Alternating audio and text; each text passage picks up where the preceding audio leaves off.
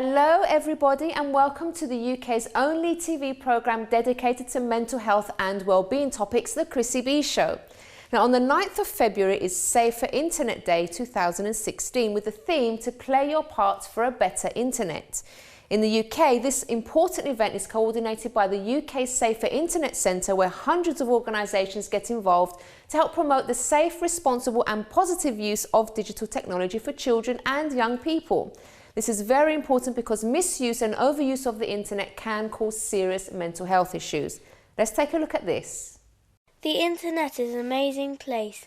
I can connect with others, explore your creativity, gain and share knowledge, get advice and support, make positive changes happen. And it's ours. It's a place where you can express yourself and be yourself, whoever you are. But we need to play our part in making sure that it's true for everyone online. Sadly, the internet can be a place of unkindness and hate too. And people or communities can be targeted just for being different. This is particularly serious if someone is being targeted with online hate because of their gender, disabilities, race or nationality, religion. Online hate comes in different forms. It can be online abuse targeted directly at one person or group, or it can be mean or threatening things shared online. It can be from someone you know or from a stranger online. Online hate targeting a certain group can be really bad, and in its most extreme form it can break the law and become a hate crime. But when does it cross the line? Is it ever okay, even if it's legal? Even something meant as a joke can really hurt, especially if it happens again and again or from many different people, can get pretty overwhelming. Online hate can leave people feeling upset, scared, lonely, worthless, rejected, affecting their happiness, and it can contribute to a wider culture that promotes hatred and violence, keeps us separated, doesn't accept people for who they are. But the internet could instead be a place where we celebrate and respect difference, and it could help to create a kind, open and connected world. You can play your part in making the internet a place of kindness and respect, not a place of hate. Speak to a friend or a trusted adult if you are worried about anything online. Report any abuse you see online. If you think it might break the law, then get help from a trusted adult to tell the police. Think about how you may affect someone else's feelings, even if you meant it as a joke. And help increase the kindness online by sharing things that celebrate our differences and promote respect.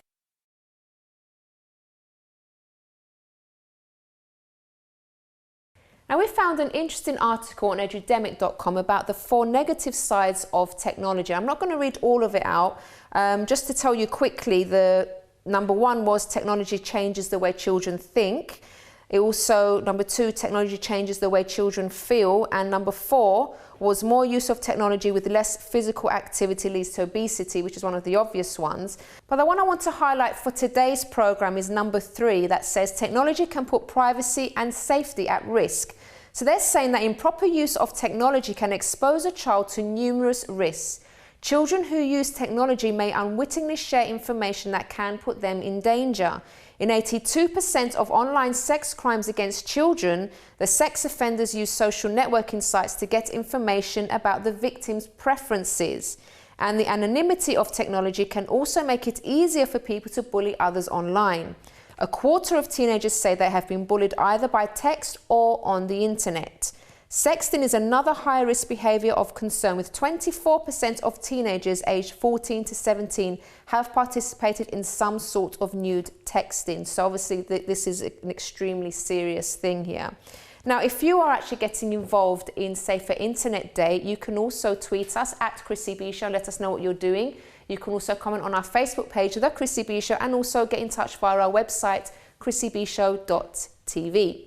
Now let me tell you about the guests that we're going to be having on today. First of all, we have Hannah Broadbent, who is the Childnet Deputy CEO. Now, Childnet is one of the 3 partners that form the UK Safer Internet Centre. And she'll be discussing what Safer Internet Day is all about in more detail. We also have real-life story guest Tamanna Miah, and she'll be sharing her experiences of racist and Islamophobic bullying and the impact this has had on her mental health and how she's worked to campaign to change things.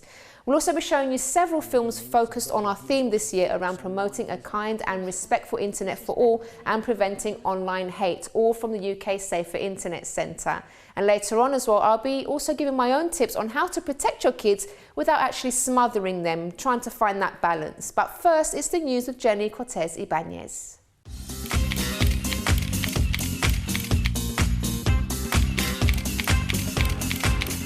Hello, Jenny. Hi, Chris. Safer Internet Day. Well, we're promoting it today. Yes, it's great that we're supporting this this campaign. So, Safer Internet Day. Obviously, before I go to my news, because it's all pretty negative, I just want to make sure everybody knows. Obviously, internet has been a great tool for everybody around the world, and it's been amazing. We've been able to connect with people from the other side of the world, which is great. But what I want to focus on today, is 3 different extreme cases and stories of how the internet has played a big role in damaging and even killing people. So very different stories, but let me start with the first one. So members of a paedophile network whose crimes were described as the most vile and depraved police have been convicted of arranging abuse, and this is from the BBC back in April 2015. So this specific group, the UK-wide gang, raped and abused babies and young children, streaming the attacks online to fellow members. It's disgusting. These men, who, by the way, do not want to mention a name, were in their 30s to their 50s, had denied plotting sex crimes against the victims. Now, they were found guilty after a trial at Bristol Crown Court. 5 other members had earlier admitted various offences, and the group used the internet to plan and stream the abuse and try to groom pregnant women in order to find new victims, the trial heard. So in one case, they groomed a mother and a father before the child was even born. So the investigation identified 3 victims, a baby, a toddler and a young child, who were raped and assaulted by the men who had gained the trust of unsuspecting parents. It's awful. It's terrible. I mean, the fact that it's so evil, the fact that they've even groomed the parents before the child even was born. That's just awful. Yeah. So but parents have to be so careful. Yeah, that's a note to parents out there and expecting parents as well. So they met online and were prepared to drive for hours to carry out abuse when an opportunity became available, police said. The gang also discussed the drugging of children and used video conferencing websites to broadcast the abuse to fellow members, as I mentioned before. Police believe there were other victims and have put measures in place to protect another 21 children found to be at risk too. Now, despite the men's efforts to destroy evidence, police were able to retrieve the web chats where the gang discussed their plans with comments such as, "I'm really into very, very young," and I quote, "sicker the better."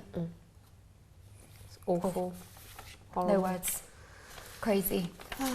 Moving on to a slightly different story. So this is from The Telegraph, and this involves a 19-year-old boy claimed 3 victims after befriending the youngsters on the social networking site, then making arrangements to meet with them. The police branded him every parent's worst nightmare, and he admitted to 2 charges of rape, 3 sexual assaults and 3 counts of grooming. He was also ordered to sign the sex offenders register indefinitely. So the 19-year-old boy began grooming his victims after they became Facebook friends and began swapping unremarkable messages, according to a Crown Court in Manchester. His first victim was 12 years old when he befriended her through Facebook.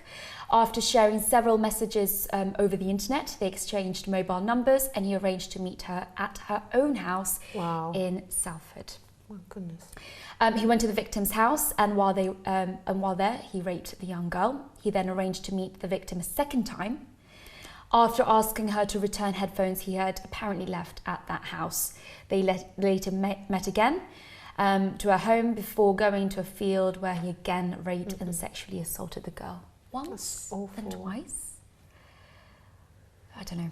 No words again. I think, you know, if I were a parent and I had children, I mean, I think it's really, really difficult to have children this day and age anyway because of everything that's going on and everything like that. But to check, that parents need to check. And even if with the older kids, ask your kids, do you know this person that you're friends with on Facebook? Obviously, I know you have to be a certain age to use Facebook, but they need to check that they actually know these people, not just befriend complete strangers. Yeah. Have they seen them? Have they met them? Are they school friends? Are they whatever? Maybe these social networking sites should have, you know, more parental control. There must be a way where parents can check and, you know, sign off, I don't know, agree to the people that, you know, especially the young ones, if they're underage. I don't know, maybe that's just a thought. There you go. Then, you know, that's one victim. The second victim, then 14, was attacked back in 2011 after she had accompanied, after she complained to the 19-year-old on Facebook that she couldn't get anyone to buy her cigarettes and alcohol from her local shop. And obviously this 19-year-old boy immediately came to her rescue and volunteered to help her out, but he also said he expected sex in return. The 19-year-old was arrested by the police after complaints against him had been made by one of the girls.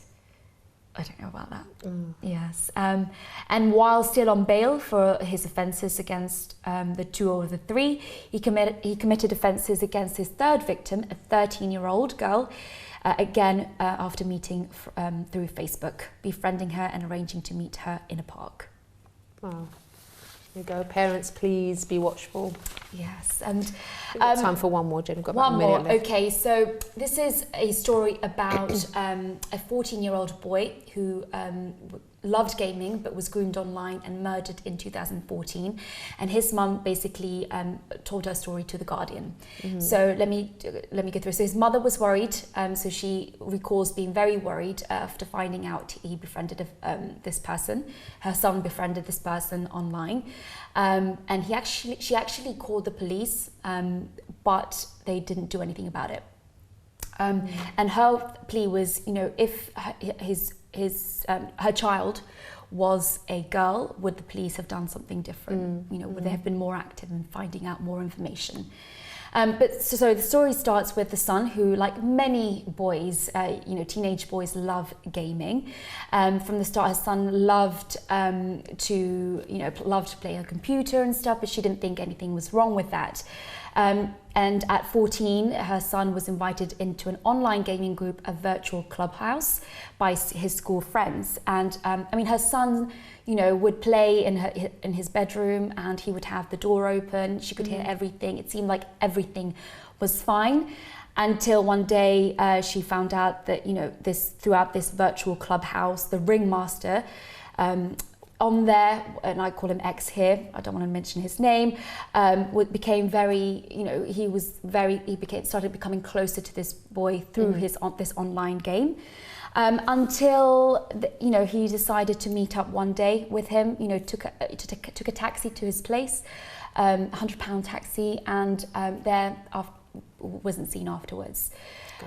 So the mum, you know, obviously it was very painful for the family, but the mum later on ended up, you know, starting a foundation in memory of her son to raise awareness on internet safety. Gosh, yes, definitely. So, I mean, it's good that we are covering things like this just to raise awareness. Obviously, we'll be talking more about the bullying side of things later on, but it's very important to also talk about these kind of things for parents to be more aware and, you know, to communicate with your kids and find out what's happening. Jenny, thank you so much. Thank you. All right, guys, so do stay tuned, because after the break, lots more for you.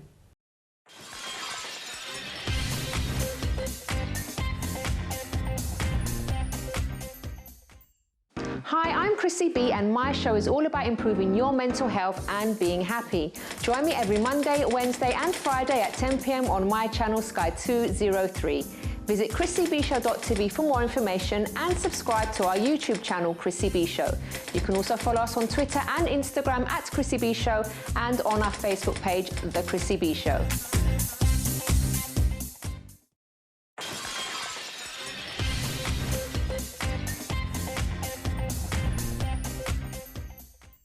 Welcome back everyone to our show all about Safer Internet Day. And now it's time to meet my next guest, Hannah Broadbent, Childnet Deputy CEO. Now, Childnet is one of the 3 partners that form the UK Safer Internet Centre. Hello, Hannah. Hi there. Thank you so much for joining us today.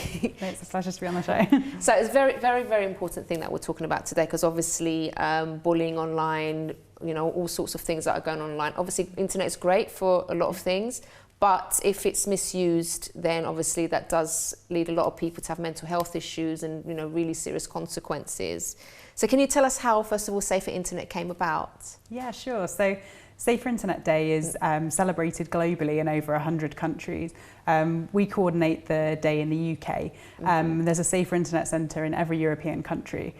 So it's a real collaborative effort right across the world that's happening on the 9th of February. Yeah, that's excellent. And what about your particular organisation? What can you tell us about that and what you do? Yeah, sure. So at the UK Safer Internet Centre, we're a partnership of 3 charities. So I'm from Childnet, and we're also partners with the Internet Watch Foundation and the South West Grid for Learning.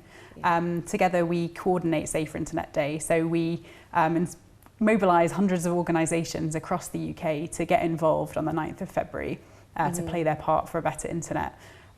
Schools are getting involved, Premier League football clubs, all the internet industry.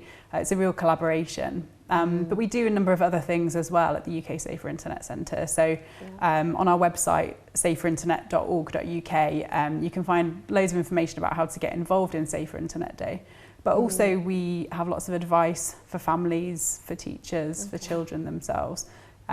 So all about staying safe online and having a really great time when you're online. Okay. Can you give us a bit of advice as well, for especially for children when they are online, or young people, like maybe things to look out for, and you know when they should maybe report something? Although we've seen a couple of videos already, but yeah, no, definitely. I think for young people, it's that, you know, if anything is making you feel uncomfortable, it doesn't feel quite right, then please speak to someone. Speak to a friend, speak to a parent, teacher. It's always important to have these open conversations and make sure that you're not dealing with it on your own. And with that, we know that young people often turn to their friends. So peer groups play a really important role. So, you know, if you're a young person, really look out for your friends.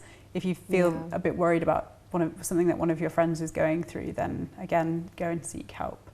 And I think for young people as well, we want to try and make the internet a kinder place this Safer Internet Day. So it's thinking before you post anything, what might the impact of your words be? Even something meant as a joke can be really hurtful to someone, and I think it's about everyone having that thought process in their head about what the impact. And I mean, at Childnet, we create educational resources for children as young as 3 or 4. Really?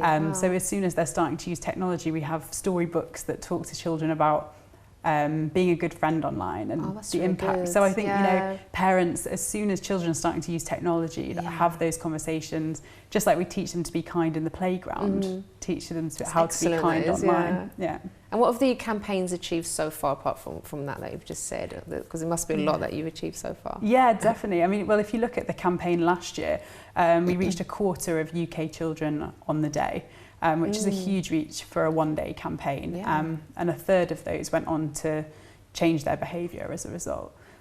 So we know that the day can have a really positive impact, and it can inspire kind of national conversation. What we want to happen on Safer Internet Day is for parents to go home and speak to their children about what they're getting up to online, for young people to talk to their friends, to look out for each other.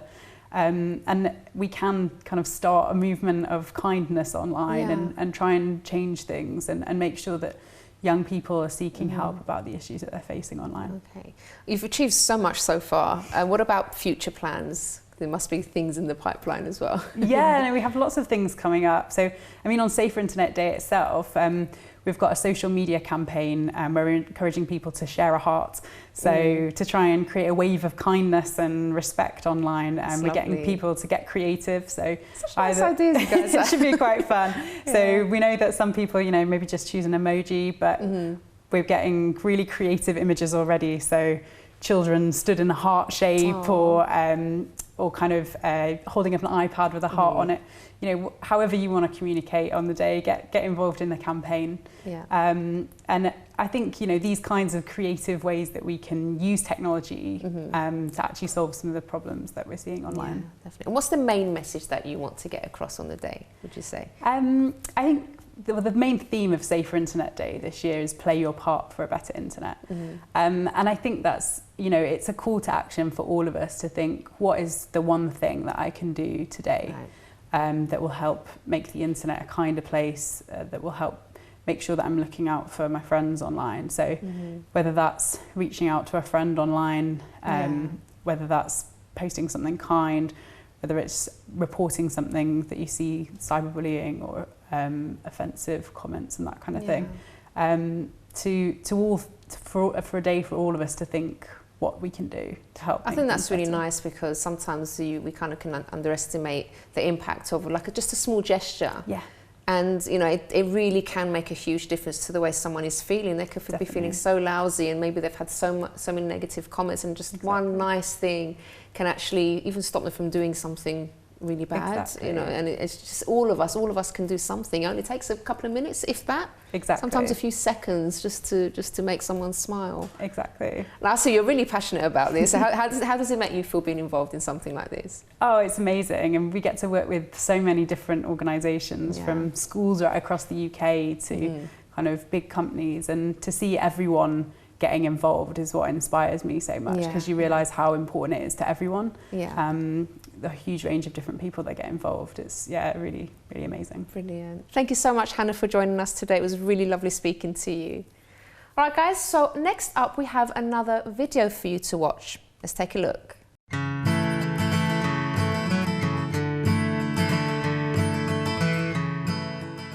We're here at Facebook in London for Safer Internet Day 2016, and we're joined by Julie from the safety team at Facebook in Dublin. Julie, you specialise in online safety. Are there any rules about hate online? Facebook has created a set of rules called the Community Standards that clearly explain the type of content that we allow and the type of content that we do not allow. The same standards apply across the world. We want to make sure that these rules continue to make sense, so we may add new things to it or make some small amendments from time to time. We always want people to feel safe on Facebook and share content that is important to them with their friends and their family. Of course, this means people will also post content that can be offensive or shocking. People should be able to debate ideas and institutions, but we don't want individuals to be targeted. So we do not allow bullying, hate speech, or credible threats of any kind. Basically, on Facebook, people cannot be attacked because of their race, ethnicity, national origin, religion, sexual orientation, sex, gender identity, or because they have a serious illness or disability. If you see hate online on Facebook, how do you report it? We have lots of tools available to manage your interactions on Facebook. First, make sure you're happy with your privacy settings. It is important to understand who you're sharing with and who can see your content. You have other options. For example, some people choose not to let others post on their timeline, or they want to make sure they approve any request to get tagged by their friends. If someone posts something on your timeline, you can always delete it. You have full control over your account. You can also block this person from seeing any of your content and interacting with you online. Facebook has created tools that also allow you to contact another user and ask them to remove something they have posted. This is called social reporting and works really well. Millions of people use this tool every week across the world. You can always speak to a trusted friend or a family member to get their support. And of course, you can always report content to Facebook. Can you give examples of posts that do break community standards? If you see anything you think does not belong on Facebook, use the reporting links beside the actual piece of content. It usually says, "I don't want to see this." We ask people to give us more details to understand what the problem is and assess which team at Facebook is best placed to look at this report. We want to make sure that we look at the most sensitive reports first, so reports of credible threats, potential suicide, harassment or bullying would be reviewed very quickly by our team. What happens when you do report on Facebook? We have teams of people working around the clock and across the globe in over 30 languages, ready to help anyone who needs us. Our team includes experts specializing in different languages and different topics, from hacking to safety or security. When we receive a report, someone in our team reviews it against our community standards and removes content that is not allowed. If you report content to Facebook, we will always update you in the support inbox and let you know when we have received your report, when we have looked at it, and what decision was taken.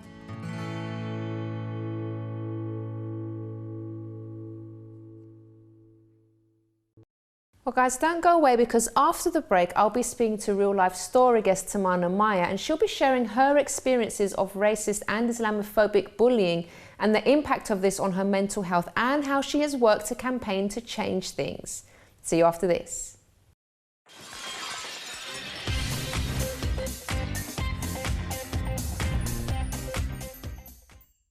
Hi, I'm Chrissy B, and my show is all about improving your mental health and being happy. Join me every Monday, Wednesday and Friday at 10 p.m. on my channel Sky 203. Visit chrissybshow.tv for more information and subscribe to our YouTube channel Chrissy B Show. You can also follow us on Twitter and Instagram at Chrissy B Show and on our Facebook page, The Chrissy B Show.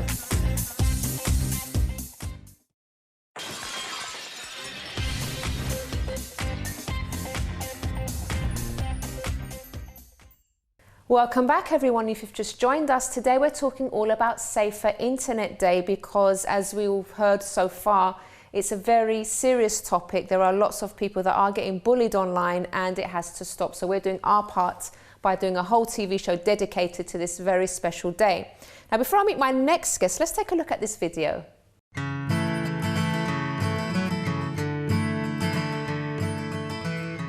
My name's Liv Plenty, I'm 24, from Bristol, and I have cerebral palsy. I use online quite a lot in terms of trying to get out and about socially and meet friends and talk to friends I've already got. So online has been really positive in that respect, but also due to my disability, I've had some really quite negative experiences with online bullying as well. I think that disableist language is obviously the words like spastic and retard, etc., which were used to describe disabilities back in the day, years ago. But nowadays they've kind of lost their connotation, if you get what I mean. So it's now used sort of in the playground to be horrible or used in a really negative way to sort of disrespect disabled individuals. And I think that some people might think it funny and a bit of fun and might not realise the full impact of how they're using the word. Kids is a national charity. They support disabled children, young people and their families up and down the country. I've been involved with the South West branch since I was 14, so 10 years. The young people and myself that I support use online quite a lot to develop socially, so meet friends, organise events, because a lot of what we've experienced is that it's quite difficult to get out and about socially when you have a disability or an additional need, because you have to plan and make sure that everything's sorted, so you can't be very spontaneous sometimes. So online is a really good way of sort of networking.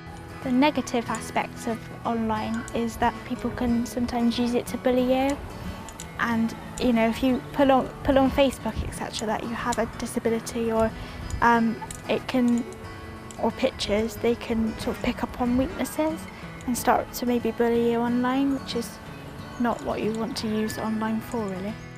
I think that people can play their part in making the internet a safer place by making sure that they use respectful language, being courteous to everyone who they speak to or interact with online, making sure that they report any issues that they encounter online, so that they can make their experience online positive.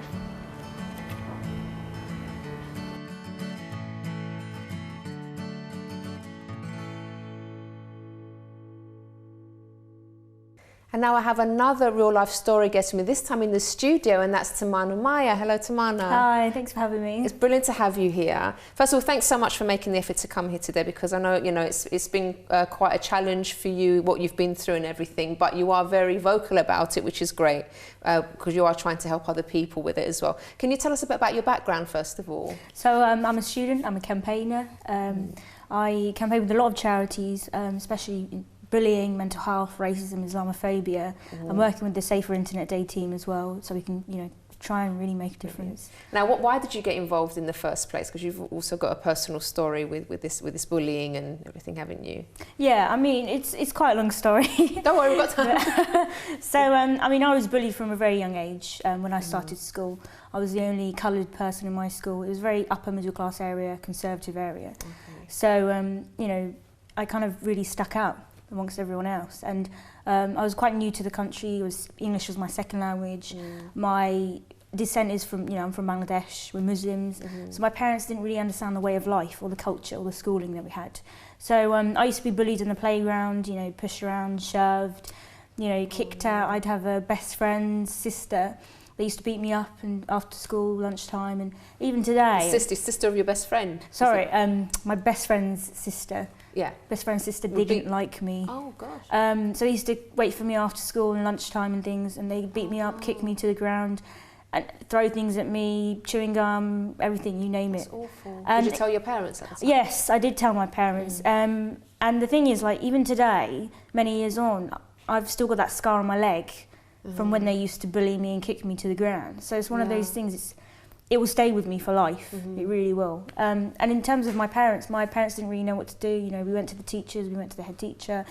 We was going backwards and forwards a lot, you know, and nothing was really done. You know, people were like, oh, it's a little scratch, don't worry, you know, you'll get over it. People don't realise the extent of the damage though, do they? Yeah, I mean, mentally, I think it was very draining, mentally, emotionally, physically. I was very unhappy, as any child would be. Of course. You know. But it also continued because you got bullied online as well, didn't you? Yeah, so this was kind of towards secondary school, when kind of things like internet evolving and social media coming out, things like Bebo and MSN.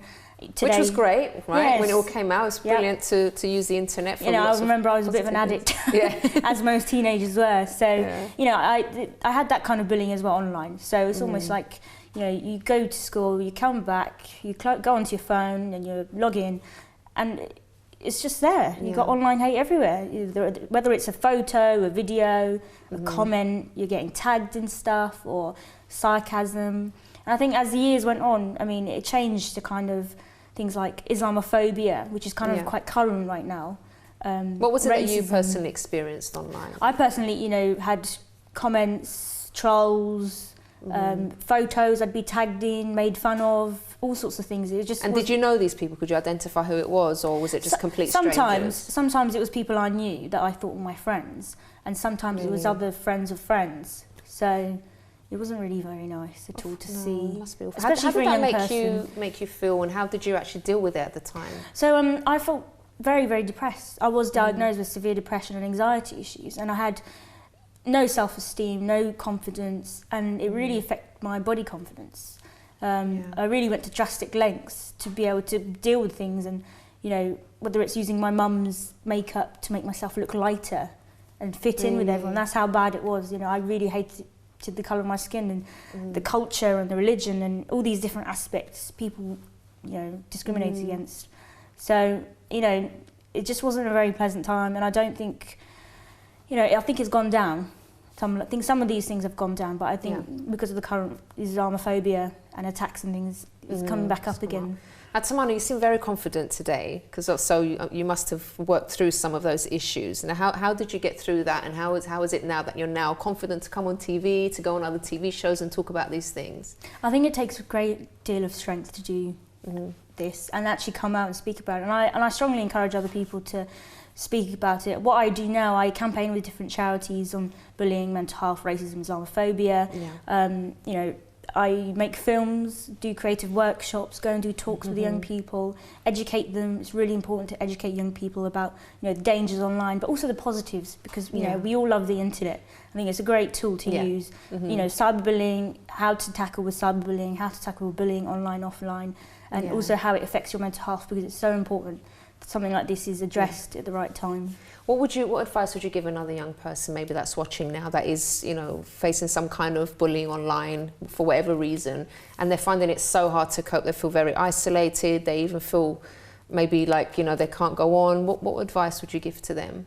I think there's a lot of advice I could give. I think there is a lot to take in. I think it's really important to remember it's not your fault.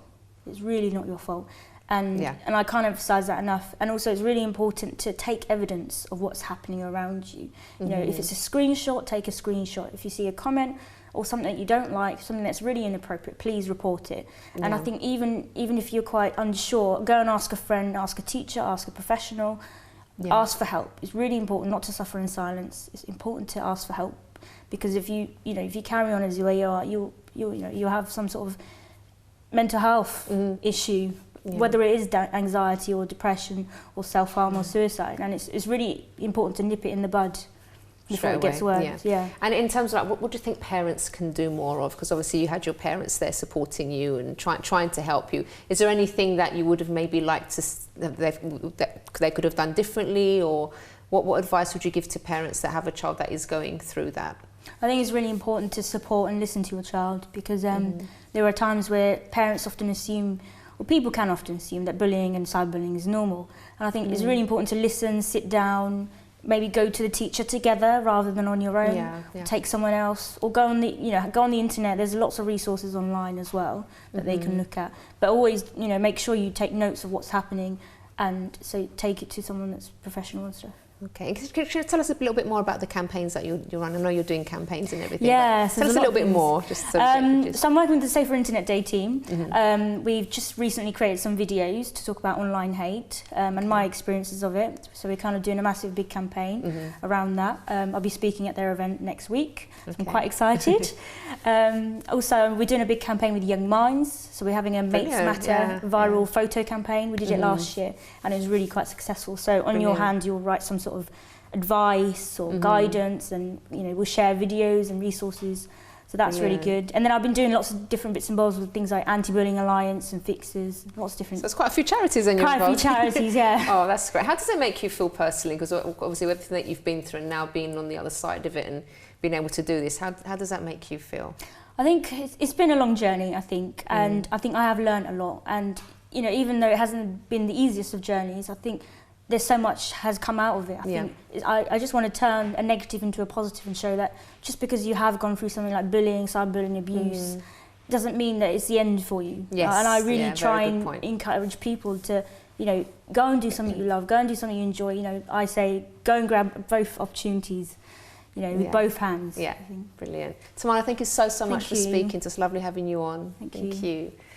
All right, guys, so if you also have an experience to share, you can also get in touch with us. You can do so via the website chrissybshow.tv, also via our Twitter page @ChrissyBShow, and also the Facebook page, The Chrissy B Show. After the break, I'll be giving my own tips, and this one is about how to protect your children without smothering them, because obviously you hear all these things and you want to be the best parent possible, but you can sometimes overdo it. So I'll be giving a little bit of advice after this break.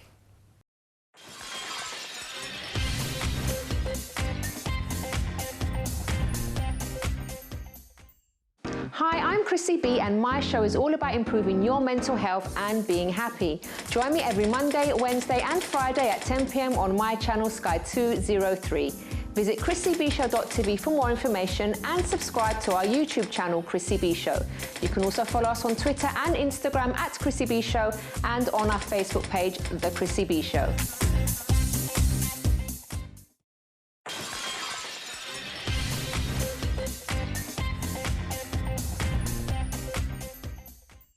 Welcome back to the Chrissy B Show. Now today we are supporting Safer Internet Day, which is going to be happening on the 9th of February. Now we've had lots of things and videos that we've shown you today on how to use the internet safely and the campaigns that are going on. We've been speaking about that. And if you've missed any of that, you can head over to our YouTube channel Chrissy B Show in a few days' time, and you will find the show there. Now, before we move on to my tips, let's take a look at another video. Steve is a policeman working with the UK Safer Internet Centre. So what is a hate crime? Okay, so it's probably easy to start off with a non-hate crime. So we'll take something like criminal damage. Imagine that you've fallen out with your friends, you're really angry about it, so you decide to pick up a rock or a stone and go and throw it through their window. That would be criminal damage. Now imagine that you're going to do that same thing, but this time the reason you're throwing that rock through a window isn't because you have fallen out with someone, it's because they're different. Maybe they're disabled, maybe they've got a different religion to you, maybe they've got a different race to you, maybe they're gay. And that's your motivation behind it, yeah? You throw that rock because they're different. That would make it a hate crime. Criminal damage, but a hate crime. So how does hate crime come about online? So online, you'll be looking at other sort of crimes, so things like maybe you just really don't like someone, so you're giving them lots of verbal abuse, lots of threats online, things like that. So we would call that malicious communications. But again, if you're doing that because someone's different, it would become a hate crime. Or maybe you're just bombarding someone with message after message after message. You're really harassing them, but if you're doing it again because they're different, that would be a hate crime. What should we do if we see it, or it happens to myself or Harvey or yourself? So it's really important, you have to tell someone. These crimes can make you feel isolated, they can make you feel lonely, they can make you feel really, really bad about yourself. So it's really important you need to talk to someone, and then that person can help and guide you about doing the right thing, which is obviously report it. That's the most important thing you can do. How do we know if it breaks the law? That's really difficult because every single one of those is different. But the person you trust that you've gone to can help you and support you. Go to the police, ask them, and they will be able to assist you. And even if it isn't breaking the law as a crime, it could still be a hate incident, and they have specially trained officers that can help. Thanks, Steve. So remember, all the ways to report a hate crime or advice or help will be on the website. Get involved with the social media campaign to #ShareAHeart and make the internet full of kindness and RESPECT.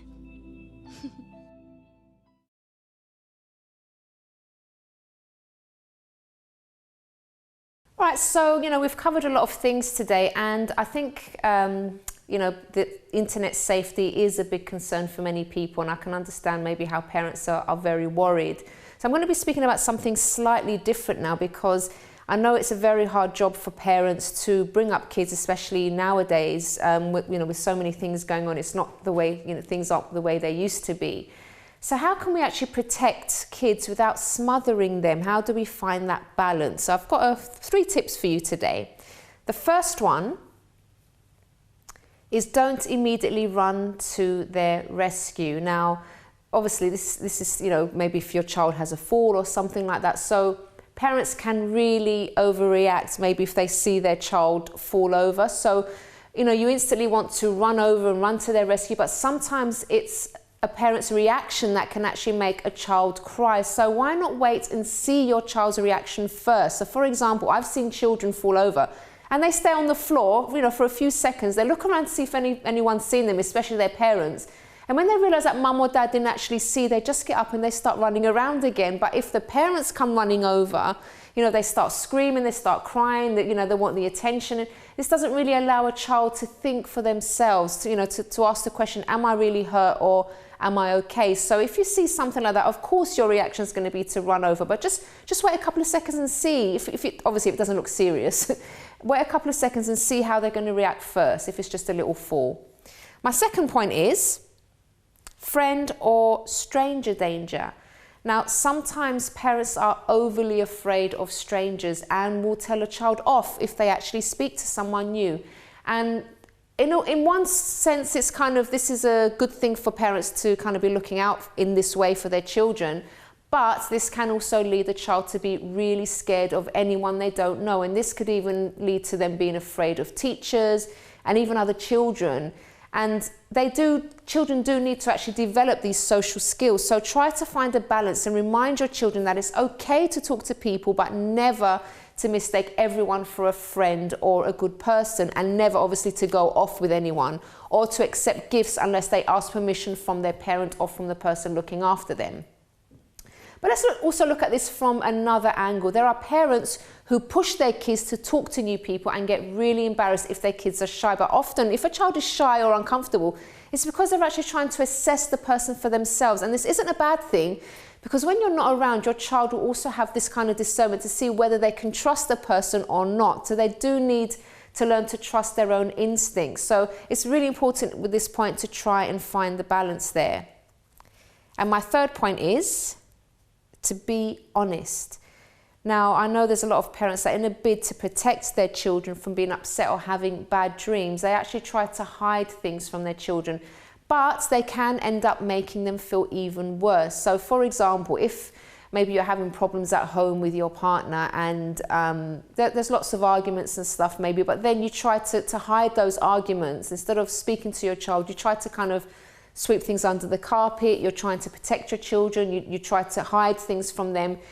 They will actually feel the atmosphere in the home. They're not stupid. As I keep saying, kids are very, very smart, and they know when something's wrong. There's an atmosphere in the house. They do feel it. They feel the stress, and you know they end up coming up with all sorts of conclusions in their own head. They start blaming themselves. They think it's their fault. And if you don't sit your child down and say, look, this has got nothing to do with you. Mummy and daddy are just having some problems, and you know we're trying to deal with them.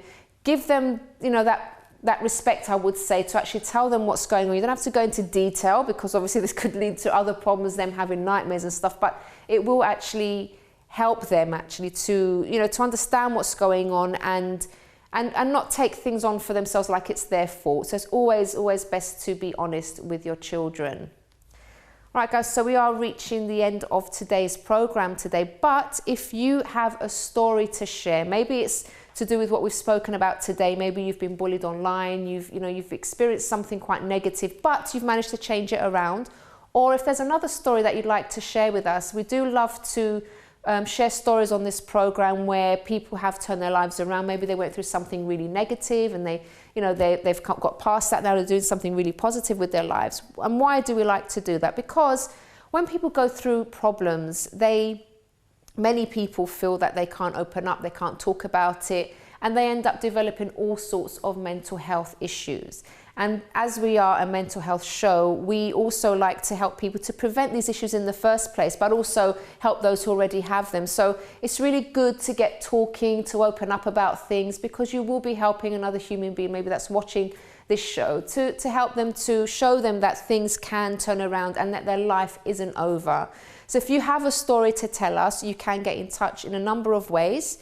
You can get in touch via the website, which is chrissybshow.tv. You can also tweet us at Chrissy B Show, and also you can leave a comment on our Facebook page, The Chrissy B Show. And also, if you'd like to know more about me and how I overcame depression and panic attacks and all the other mental health issues that I had, you can head over to my website, which is mylifeafterdepression.com. We do have to go now, but I'm going to be leaving you with this video, and I'll see you next time. Bye-bye for now. I'm going to play my part by putting nice comments on my friends' posts and being nice to others online. I'm going to play my part by writing a nice comment on all my friends' posts.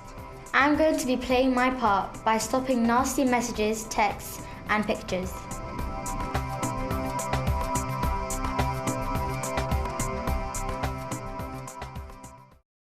Hannah, thank you so much for joining us today. It's been great speaking to you. Thanks. All right, guys, so next up we have another video from Safer UK, Safer Internet.